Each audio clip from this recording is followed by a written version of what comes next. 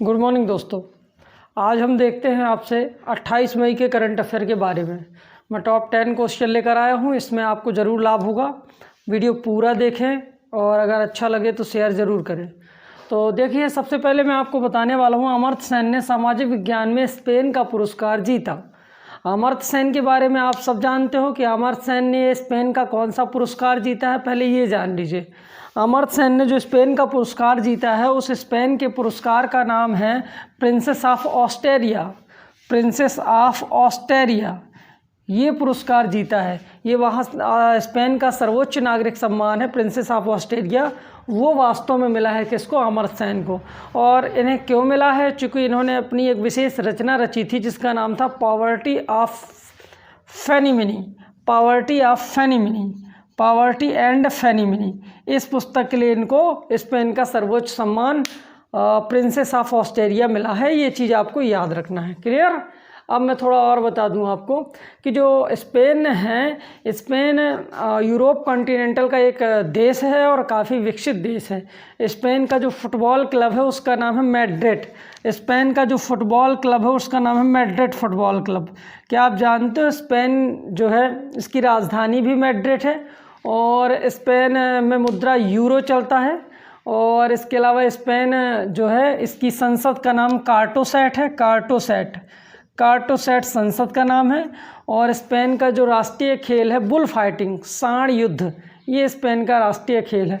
अच्छा, स्पेन और पुर्तगाल को एक साथ मिला दिया जाए तो एक पेनिनसुला की रचना होती है, जिस पेनिनसुला को कहा जाता है आइबेरियन पेनिनसुला।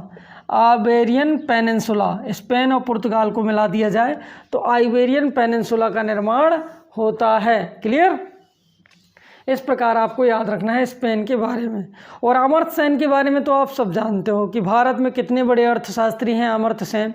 इनको 1998 में नोबेल प्राइज़ मिला था गरीबी को मिटाने के लिए। और एक साल तत्काल बाद अगर देखेंगे तो 1999 में इनको भारत रत्न से भी सम्मानित किया गया था। किनको? अमर्त्य सेन को। और साथ 9वीं पंचवर्षीय योजना के मॉडल को तैयार भी स्पेन ने, अमर्त्य सेन ने ही किया था। अच्छा, एक व्यक्ति का नाम मैं आपसे पूछता हूँ, रुमाना। आप जानते हो रुमाना को कौन सा अवार्ड मिला है? रुमाना को मिला है नेल्सन मंडेला मानवतावादी पुरस्कार। अफ्रीका के गांधी नेल्सन मंडेला है।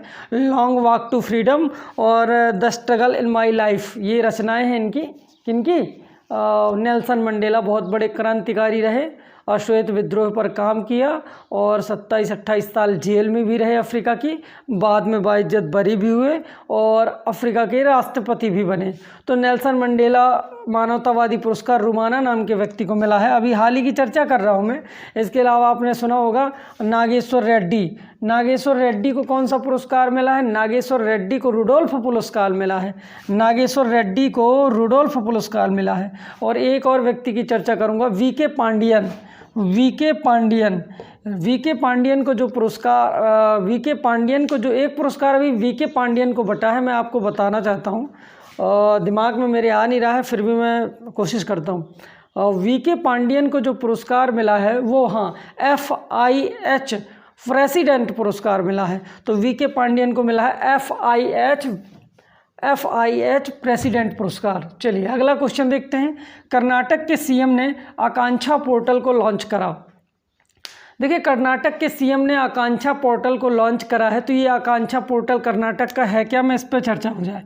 देखिए, कर्नाटक चाहता है कि जो भी लोग कर्नाटक को दान देते हैं विपदाओं के समय, आपदाओं के समय, डिजास्टर के समय, तो क्या दान दी हुई राशि का ट्रांसपेरेंसी होना चाहिए, पारदर्शिता होनी चाहिए कि दान देने वाली राशि किस कंपनी में, कहाँ और कितनी खर्च हो रही है।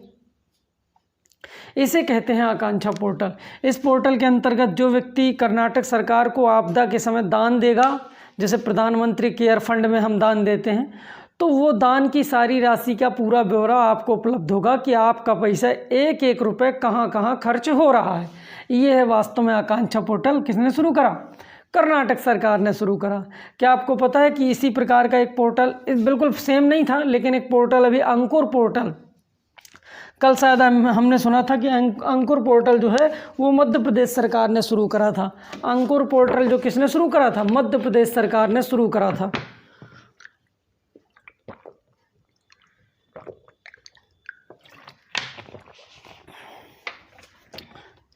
चलिए देखते हैं। अंकुर पोर्टल मध्य प्रदेश सरकार ने शुरू करा था, पौधारोपण से जुड़ा पोर्टल था। और द्वारे राशन कार्ड योजना पश्चिम बंगाल ने शुरू करा था। घर घर राशन कार्ड बांटने की योजना थी।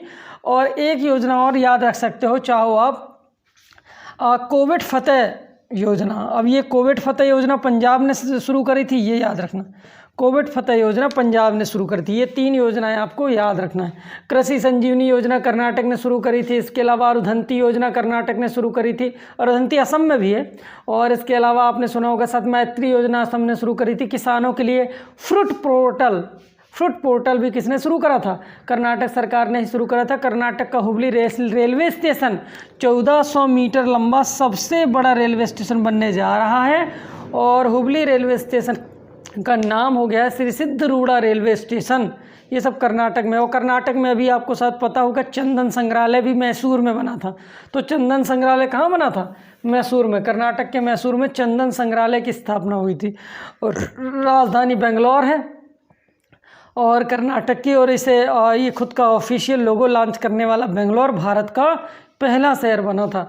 इसके अलावा आपने शायद ये भी सुना होगा कि बेंगलोर को कहा जाता है the IT city of India, the golden city of India, the silicon city of India, the space city of India. Space city क्यों? चूँकि इसरो का हेडक्वार्टर यहीं पर मिलेगा।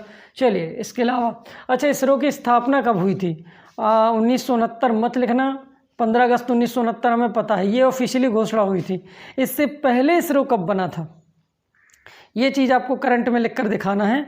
इसको तो मान्यता मिली थी 1969 में, पूरी तरह फुल पावर और मान्यता मिली थी। तो बताइए उससे पहले इसरो की स्थापना कब हो गई थी? मान्यता दिलाने वाले थे विक्रम साराभाई।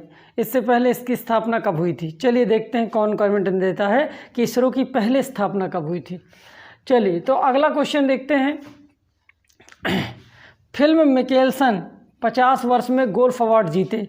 तो फिल्म मिकेल्सन अमेरिका के एक गोल्फर हैं और इनकी उम्र देखिए कितनी हो चुकी है? 50 वर्ष हो चुकी है। 50 वर्ष की हैं ये।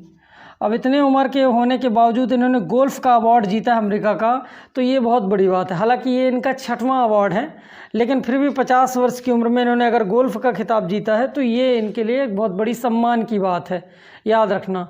और अमेरिका के हैं ये फिल्म मिकेल्सन जो 50 वर्ष में गोल्फ अवार्ड जीते हैं। और गोल्फ़ के बारे में आप जानते हो, गोल्फ़ एक बहुत राजशाही खेलों में से आता है। और गोल्फ़ में आपने सुना होगा 3 प्रकार के अवार्ड भी मिलते हैं, Ryder cup, prince of Wales cup और बाकर कप। तो 3 अवार्ड कौन से हैं गोल्फ़ में? बाकर कप, फिर प्रिंस ऑफ वेल्स कप और राइडर कप। ये 3 अवार्ड आपको गोल्फ में मुख्य रूप से याद रखने हैं। क्या आप जानते हो कि विश्व के सबसे बड़े गोल्फर टाइगर वुड्स थे? और टाइगर वुड्स भी अमेरिका के ही थे, जिन्हें अभी सर्वोच्च नागरिक सम्मान भी अमेरिका ने दिया था। और इसके अलावा शायद आपको पता होगा टाइगर वुड्स जो थे गोल्फर दुनिया के सबसे बड़े। टाइगर वुड्स की एक आत्मकथा है जिसका नाम है how I play golf. Tiger Woods की आत्मकथा है जो भारत के विश्व के सबसे बड़े गोल्फरों में आते हैं। अमेरिका से ये भी बिलोंग करते हैं, ये याद रखना। इसके अलावा गोल्फ अकादमी भी भारत में बनाई गई है, दिल्ली में, वो भी आप याद रखना। गोल्फ अकादमी दिल्ली में बनाई गई है। और अमेरिका की बात आई है तो आप सब जानते हो अमेरिका के बारे में। 7 अनुच्छेद हैं अमेरिका के संविधान में। दुनिया का सबसे छोटा संविधान है अमेरिका का। भाषा में भी, शब्दों में भी सबसे छोटा है। वैसे शब्दों में सबसे छोटा संविधान है मोनाको का। अमेरिका का संविधान सबसे छोटा संविधान है, लेकिन अगर शब्दों में देखा जाए तो सबसे छोटा संविधान है मोनाको का। और अगर मैं भारत के संविधान की चर्चा करूं तो the largest constitution in the world, Indian constitution, सबसे बड़ा संविधान भारत का है। और लिखित में भी है, चूँकि इसमें 1.5 लाख शब्द हैं।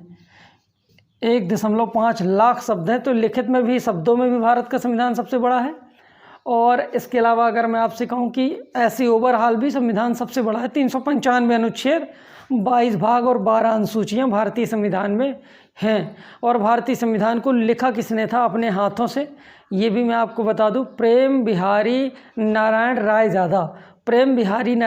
ज़्यादा, इन्होंने संविधान को अपने हाथों से लिखा था। अच्छा, संविधान अंग्रेजी में लिखा गया था, आपको शायद पता होगा, अंग्रेजी में लिखा गया था। और इसका सबसे पहला हिंदी संस्करण, यह सबसे पहला संस्करण कहाँ से निकला था? हिंदी तो कृष्ण कुमार ने निकाला था हिंदी में। आप ये बताइए कि सबसे पहला हिंदी संस्करण किस शहर से निकला था। एक कठिन क्वेश्चन मैं आप से दे रहा हूँ, संविधान का पहला संस्करण किस शहर से निकला था। देखते हैं कौन दे रहा आंसर। ना बने तो लिख देना कमेंट बॉक्स में कि आंसर दो, तो मैं दे दूंगा। आगे बढ़ते हैं। वित्त वर्ष 2020-21 में एफडीआई सिंगापुर से आया। तो हाल ही में फाइनेंशियल ईयर 2020-2021 में ये देखा गया है कि बताइए सबसे ज़्यादा एफडीआई किस देश से भारत में आया है, पैसा इन्वेस्ट कहाँ से हुआ है। तो सिंगापुर से हुआ है, सिंगापुर से हुआ है। और कितना हुआ है सिंगापुर से? 81.72% सिंगापुर से हमारा ये संविधान वो इन्वेस्ट हुआ है धन ये। और पिछले बार की अपेक्षा 10% की वृद्धि हुई है सिंगापुर से। सिंगापुर पिछले साल भी इन्वेस्ट करने में सबसे आगे था, इस साल भी भारत में इन्वेस्ट करने में सबसे आगे था। एफडीआई मतलब होता है फॉरेन डायरेक्ट इन्वेस्टमेंट। इसमें जब कोई व्यक्ति, विदेशी व्यक्ति 10% से ज़्यादा भारत में इन्वेस्ट कर देता है तो एक व्यक्ति, तो इसे कहते हैं एफडीआई, फॉरेन डायरेक्ट इन्वेस्टमेंट। और जब कोई विदेश की संस्था भारत में आके पैसा लगाए, फैक्ट्री खोले, तो उसे कहते हैं फॉरेन इंस्टीट्यूशनल इन्वेस्टमेंट। ये ज़रूर आप दोनों चीज़ें याद रखना। क्लियर। और अगर मैं कहूँ किस राज्य में सबसे ज़्यादा एफडीआई आया है, अगर आपसे पूछ लें किस राज्य में सबसे ज़्यादा एफडीआई आया है, तो गुजरात में। तो भारत में सबसे ज़्यादा एफडीआई गुजरात में आया है। वैसे भी जानते हो कि व्यापार के मामले में, आंतरिक व्यापार में भारत में सबसे आगे गुजरात है। और निर्यात तैयारी में भी सबसे आगे गुजरात चलता है। और गुजरात एकमात्र ऐसा शहर है जहाँ रात और दिन बराबर दुकानें खुलती हैं। तो नाइट में भी बिल्कुल 2 बजे रात को भी आपको दुकानें खुली मिलेंगी, चूँकि व्यापारिक राज्य है हमारा, याद रखना। अच्छा, एक और मैं चीज़ आपसे बताना चाहता हूँ, रेमिटेंस। रेमिटेंस क्या होता है ये भी आप बता दीजिए। रेमिटेंस, देखिए रेमिटेंस वो होता है जब कोई भारतीय व्यक्ति विदेश में जाके कमाई करता है और विदेश का पैसा भारत में भेजने लगता है, इसे रेमिटेंस कहते हैं। और आप ये भी जानते हो कि दुनिया में सबसे ज़्यादा अगर प्रवासी हैं तो भारत के लोग हैं, विदेशों में रहने वाले तो भारत के लोग ही रहते हैं। और सबसे ज़्यादा भारत के लोग कहाँ रहते हैं? सऊदी अरेबिया में रहते हैं। तो विदेशी पैसा भी भारत में, रेमिटेंस आने में भी भारत प्रथम स्थान पर है। सबसे ज़्यादा भारतीय पैसा भेजते हैं भारत में, विदेशों से कमा। तो रेमिटेंस में भी भारत है और एफडीआई में सिंगापुर सबसे आगे है भारत में। इस प्रकार से आपको ये चीज़ें याद रखना है। वित्त वर्ष सिंगापुर की राजधानी सिंगापुर सिटी है और मुद्रा जो चलती है वो डॉलर चलती है। हालिमा याकूब यहाँ की प्रेसिडेंट है और प्रधानमंत्री का नाम है ली लुलांगशी। ये सिंगापुर के कौन है? प्रधानमंत्री हैं। क्लियर। चांगी एयरपोर्ट आपने सिंगापुर को सुना होगा। और आंध्र प्रदेश की अमरावती को राजधानी सिंगापुर ही बना रहे हैं। ये अमरावती प्रस्तावित राजधानी है आंध्र प्रदेश की, इसको जो स्मार्ट सिटी बना रहा है वो सिंगापुर ही बना रहा है। और हमारा जो नालंदा विश्वविद्यालय बिहार में है, पुराना था, चंद्रगुप्त मौर्य के समय का, उसको भी बनाने में सबसे ज़्यादा पैसा कौन खर्च कर रहा है? सिंगापुर खर्च कर रहा है। अगला क्वेश्चन, देश की प्रथम महिला टेस्ट इंजीनियरिंग आश्रिता कर्नाटक की बनी। तो देश की पहले महिला टेस्ट इंजीनियरिंग किसमें? फाइटर प्लेन से जुड़ी है। ये टेस्ट इंजीनियरिंग कौन बनी है? इंजीनियर आश्रिता को बनाया गया। आश्रिता कर्नाटक की हैं। तो इसके बारे में समझ लो।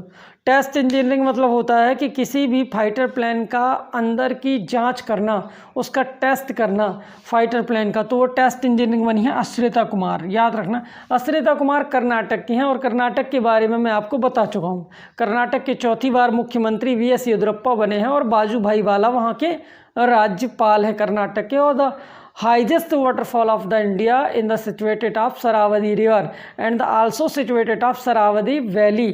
तो सरावती वैली भी आपको वही मिलेगी सरावती नदी पर, जो गरसोप्पा जलप्रपात मिलेगा, जो दुनिया का, भारत का सबसे ऊंचा जलप्रपात है। 255 मीटर ऊंचा जलप्रपात जो गरसोप्पा कर्नाटक में। तो आश्रिता बनी इंजीनियर। तो मैं आपको कुछ और महिलाओं के बारे में बताता हूँ। क्या आपने भावना कांत का नाम सुना है? अभी देखिए 26 जनवरी पर फाइटर प्लेन उड़ाया था उनने लाल किले में।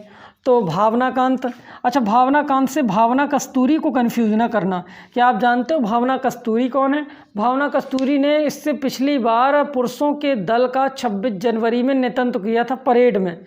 150 पुरुषों के आगे चली थी परेड में। तो भावना कस्तूरी, भावना कांत, एक ने प्लेन उड़ाया था 26 जनवरी में, फाइटर प्लेन, और एक ने पुरुष दल का नेतृत्व किया था। ठीक, एक भावना कांत है और एक भावना कस्तूरी है। और इसके अलावा मैं आपको शिवांगी के बारे में बताता हूँ। शिवांगी आप जानने सुनना है? शिवांगी शिवांगी कौन थी? शिवांगी देखिए राफेल विमान उड़ाने वाली एक लड़की थी। राफेल विमान उड़ाने वाली एक लड़की थी शिवांगी, याद रखना, इससे भी क्वेश्चन बन सकता है। और इसके अलावा आपने सुना हो शायद आयशा अजीज़, भारत की सबसे कम उम्र की फाइटर पायलट थी, फाइटर प्लेन चलाने वाली थी आयशा अजीज़, 25 साल की उम्र में ये बनी थी पायलट। इसके अलावा आपने सृष्टि गोस्वामी का नाम सुना होगा, एक दिन की सीएम बनी थी, कहाँ की? उत्तराखंड की। और वर्षा जोशी का नाम सुना होगा आपने, एनडीडीबी की अध्यक्ष बनी है। और संगीता श्रीवास्तव का नाम सुना होगा, इलाहाबाद विश्वविद्यालय की कुलपति बनी थी। और ऐसे बहुत सारे नाम आपको याद रखने हैं। चलिए अगला देखते हैं। एचडीएफसी ने बेंगलोर में मोबाइल एटीएम लगाए। एचडीएफसी ने बेंगलोर में मोबाइल एटीएम लगाए हैं, तो पहले इसके बारे में जान लें। मोबाइल एटीएम का अर्थ होता है ऐसा एटीएम जो चलता फिरता रहता है, आप रोड में चलते उससे पैसे निकाल सकते हो। एटीएम मतलब ऑटोमेटेड टेलर मशीन। ऑटोमेटेड होता है, टिक ना लगाना, ऑटोमेटिक गलत हो जाता है।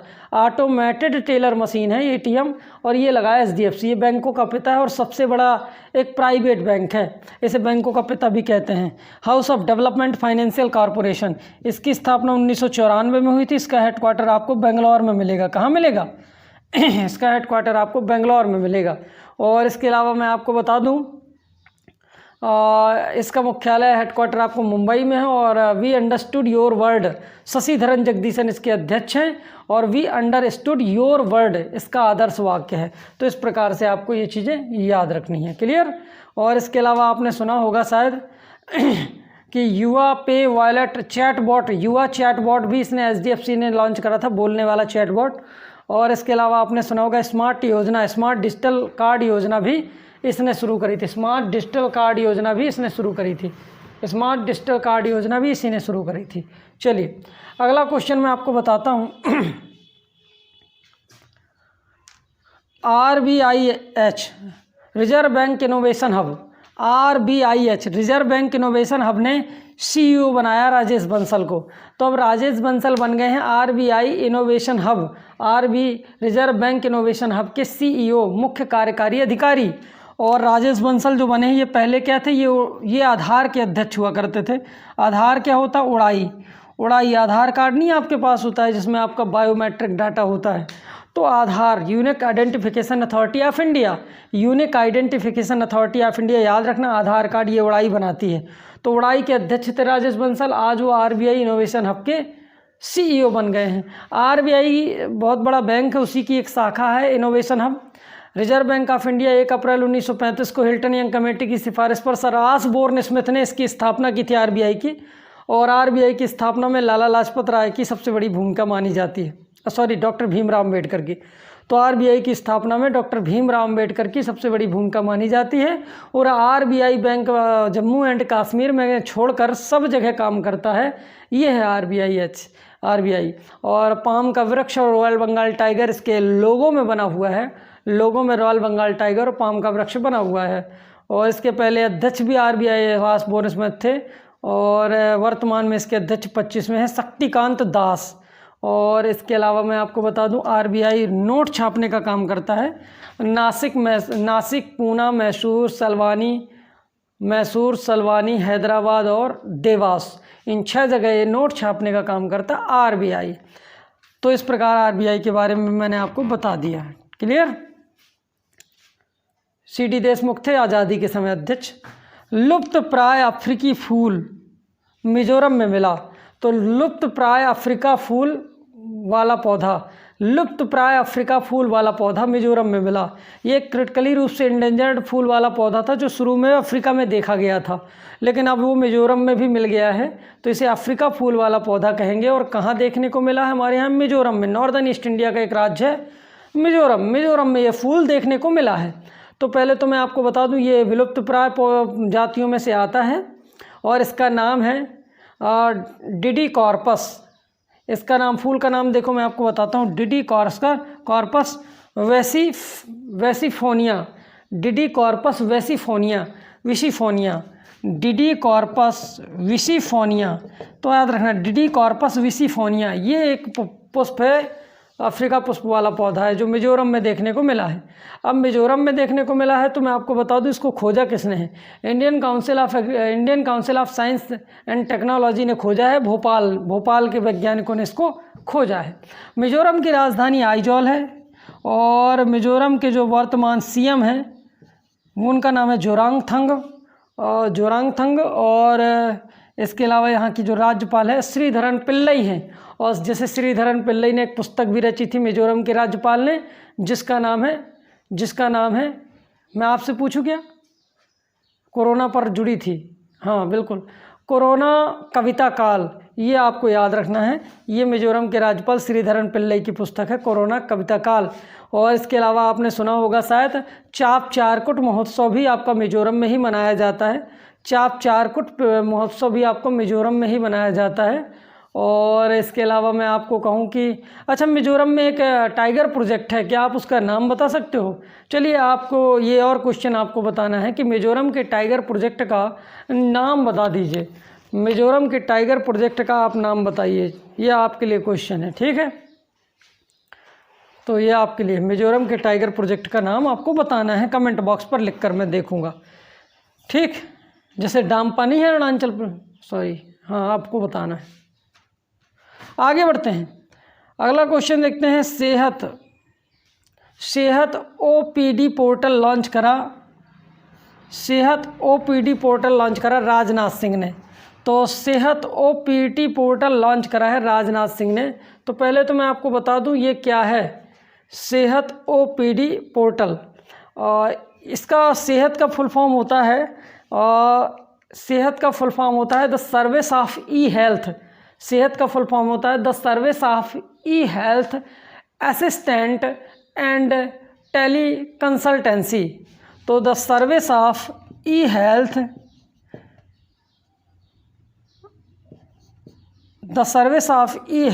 असिस्टेंट एंड टेली कंसल्टेंसी, ये है इस संस्था का मतलब क्या है। इस संस्था को बनाने वाला, सेहत ओपीडी को बनाने वाला जो था उनका नाम था शीडैक कंपनी, ठीक है। तो शीडैक कंपनी पूना में है, पूना की कंपनी है, कंप्यूटर निर्माता कंपनी है। इसका जो ये, लेकिन इस पोर्टल को बनाया जरूर शीडैक कंपनी पूना ने है, लेकिन इसको लॉन्च करा है राजनाथ सिंह, भारत के गृह मंत्री, लखनऊ से सांसद राजनाथ सिंह ने। इस पोर्टल के अंतर्गत जितने भी आर्मड एक्ट के परिवार हैं, आर्मी लोगों के परिवार हैं, सैनिकों के परिवार हैं, उनको ऑनलाइन मेडिकल रेफरेंस मिलेगा, ऑनलाइन मेडिकल एडवाइस दी जाएगी, सलाह दी जाएगी और सुविधाएं दी जाएगी। इसी प्रकार शीडैक ने एक और बनाया था ई संजीवनी ऐप। इसमें भी क्या दिया जाता था, ऑनलाइन लोगों को सलाह दी जाती थी कि कैसे कब बीमारी में क्या आपको करना है। तो ये ऐसे ही ऑनलाइन सैनिकों के बच्चों और परिवार को बीमारी के बारे में बताने की योजना है और इसको लॉन्च करा है राजनाथ सिंह ने, हमारे रक्षा मंत्री, और बनाया शीडैक कंपनी पूना ने है। क्लियर। परम कंप्यूटर भी शायद शीडैक ने ही सबसे पहले बनाया था, पूना की कंपनी है, ठीक है। चलिए आगे देखते हैं। तो ये बनाया है किसने, शीडैक कंपनी ने। अब राजनाथ सिंह आप सब जानते हो रक्षा मंत्री हैं, तो मैं आपको गृह मंत्री बता दूं, अहमदाबाद से सांसद हैं जिनका नाम है अमित शाह है। और मुख्य प्रधानमंत्री आपको पता ही है वाराणसी से सांसद है नरेंद्र दामोदर दास मोदी। और अगर मैं कहूँ कि ग्रामीण विकास मंत्री एंड कृषि मंत्री है नरेंद्र सिंह तोमर, इनकी कंस्टिट्यूंसी है मुरैना। और अगर मैं आपसे कहूं कि हमारे देश के पर्यटन मंत्री हैं तो वो हैं आपके प्रहलाद पटेल, जिनकी कंस्टिट्यूंसी है दामोह। और अगर मैं कहूं आपसे सड़क परिवहन मंत्री और micro small and medium enterprises मंत्री हैं तो वो हैं नितिन गडकरी, जिनकी कंस्टिट्यूंसी है नागपुर। हमारे देश के स्वास्थ्य मंत्री हैं हर्षवर्धन, जिनकी कंस्टिट्यूंसी है चांदनी चौक। हमारे देश के जल शक्ति मंत्रालय के मंत्री है गजेंद्र सिंह शेखावत, जिनकी कंस्टिट्यूंसी जोधपुर। आगे देखते हैं। रॉ के प्रमुख का कार्यकाल 1 वर्ष के लिए बढ़ाया गया। तो सामंत कुमार गोयल, रॉ के प्रमुख कौन थे, सामंत कुमार गोयल। तो रॉ के जो प्रमुख थे सामंत कुमार गोयल, उन्हें 1 साल के लिए और नियुक्त कर दिया गया है। अब रॉ क्या है, हमारे देश की सबसे बड़ी गुप्तचर एजेंसी है जो विदेशों में गुप्तचर का काम करती है, raw research and analysis wings. और इसकी स्थापना 1968 में हुई थी, रॉ की स्थापना। और रॉ का हेडक्वार्टर आपको दिल्ली में मिलेगा। तो research and analysis wings 1968 raw, और इसके जो अध्यक्ष बनाए गए हैं फिर से 1 साल के लिए चुने गए हैं सामंत कुमार गोयल। हाल ही में मैंने शायद आपको बताया हो कि इंटेलिजेंट ब्यूरो भी हमारी गुप्तचर एजेंसी है, इसके अध्यक्ष अरविंद कुमार, और इनका भी कार्यकाल 1 वर्ष के लिए बनाया गया है। अरविंद कुमार इंटेलिजेंट ब्यूरो के भी 1 वर्ष के लिए बनाए गए हैं अरविंद कुमार। तो ये पहले आप ये याद रखो, रॉ के प्रमुख का कार्यकाल सामंत कुमार गोयल का 1 वर्ष के लिए बढ़ाया गया। अच्छा, कल मैंने आपको सीबीआई के बताए थे क्या डायरेक्टर, सुबोध कुमार जायसवाल बने हैं। हालांकि वो पहले सीआईएसएफ में थे, अब वो कहाँ पहुँच गए हैं, सीबीआई में। तो सीबीआई के कार्यकाल, सीबीआई के जो प्रमुख का जो है उनको नियुक्त किया गया है सुबोध कुमार जायसवाल। एक बार और सुनिए, रॉ के बने हैं सामंत कुमार गोयल, आईबी के बने हैं अरविंद कुमार, और सीबीआई के बने हैं सुबोध जायसवाल। ये तीनों हमारे देश की गुप्तचर एजेंसी हैं। सीबीआई को मैंने कल बताया था 1963 में इसकी स्थापना हुई थी। इसका भी हेडक्वार्टर आपको सीबीआई का भी दिल्ली में ही मिलेगा। अच्छा, रॉ। इसी प्रकार आपने इजराइल की गुप्तचर एजेंसी सुनी होगी मोसाद, डेविड वार्नेचा मोसाद के अध्यक्ष बने हैं। ये भी आपको याद रखना है। हर देश की अपनी एक गुप्तचर एजेंसी होती है, आप जानते हो। जैसे federation bureau of investigation America की है, कॉमिटेट गोस्तुदस्ते बेजा पास्तुनोस्ती रसिया की गुप्तचर एजेंसी है, और central external liaison department China की गुप्तचर एजेंसी है, और इंटर सर्विसेज इंटेलिजेंट पाकिस्तान की गुप्तचर एजेंसी है। ऐसी ढेर सारी गुप्तचर एजेंसी हैं। तो मिलते हैं कल आपसे 29 मई के करंट अफेयर के साथ। नमस्कार। अगर आप वीडियो देखना है तो उसको लाइक कर दिया करो, आवश्यक है। और संभवतः हमारी ऑफलाइन क्लास भी जल्दी ही शुरू होने वाली है, तो तैयार रहना, ऑफलाइन भी चालू होगा। ठीक, चलिए मिलते हैं आपसे।